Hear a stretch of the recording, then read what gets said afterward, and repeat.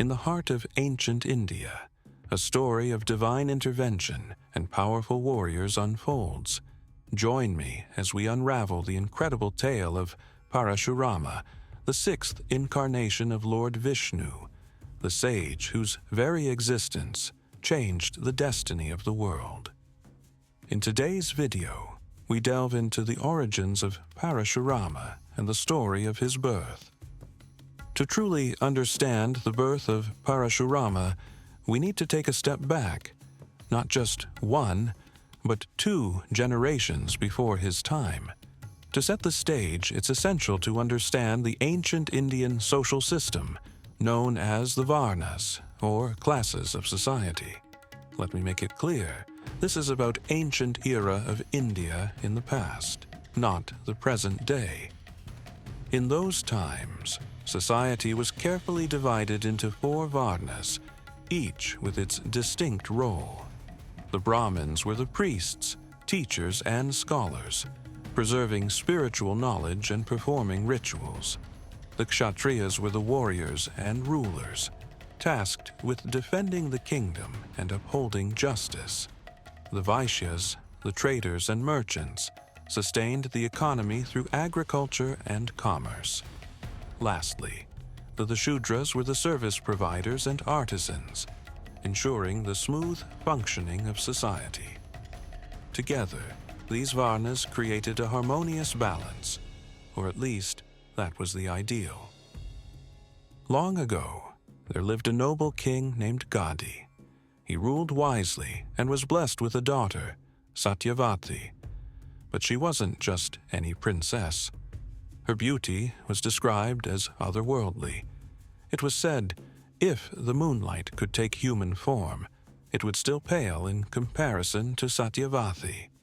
As you might expect, kings from all corners of the world came seeking her hand in marriage. But here's the twist.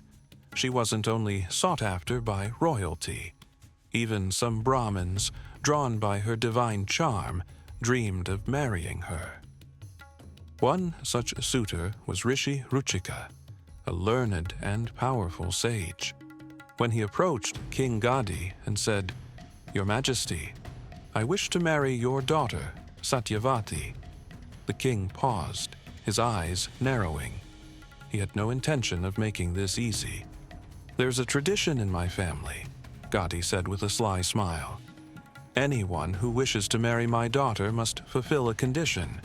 You must offer a kanya shulka, a bridal offering." Ruchika, calm and composed, asked, "And what is this requirement, Your Majesty?" King Gadi leaned forward.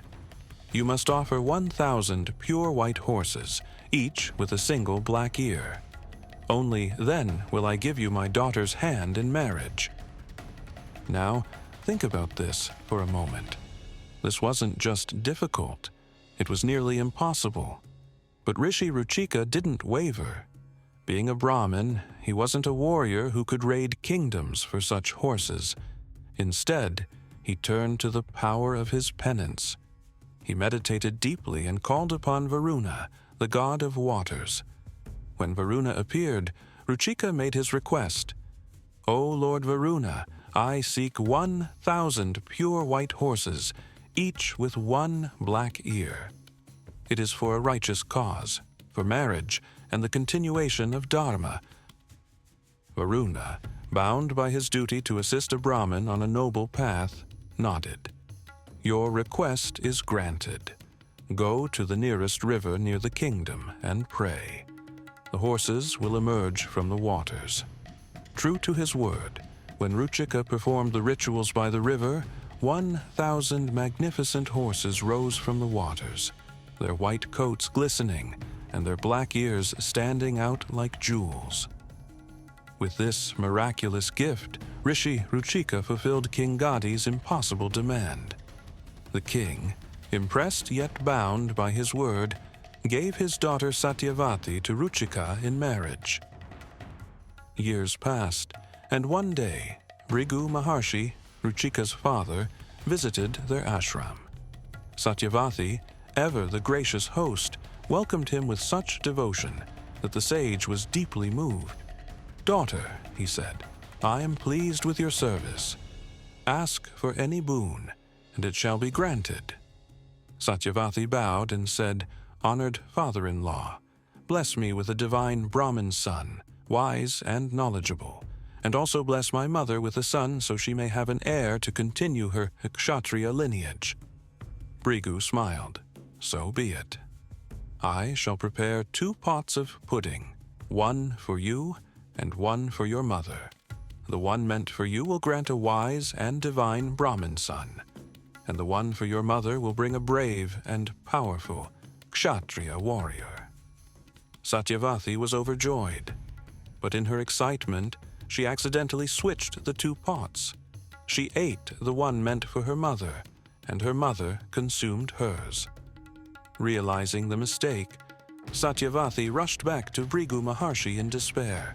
"Forgive me, father. I have mixed up the blessings. What will become of us?" Brigu sighed.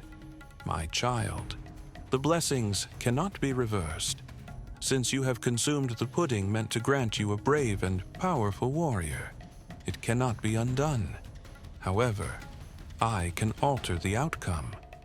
The warrior's strength and valor destined for your child will instead be passed down to your grandchild. You will bear a son blessed with wisdom and divine knowledge, as promised. But the warrior's spirit will live on through your grandson." Relieved, Satyavati returned to her husband. In due time, she gave birth to Jamadagni, a sage as wise and radiant as his grandfather, Brigu Maharshi. When Jamadagni came of age, he married Renuka, a Kshatriya-born woman of great virtue. Together, they had 5 sons: Vasu, Viswa, Shakti, Brahma, and the youngest, Parashurama. His story is only beginning, and there's much more to come. In the next episode, we'll unravel how this legendary warrior sage forever changed history with his unmatched power and fierce resolve. Stay tuned. Subscribe to Mahakatha and the Cosmic Chronicles and become part of the cosmic stories that never end.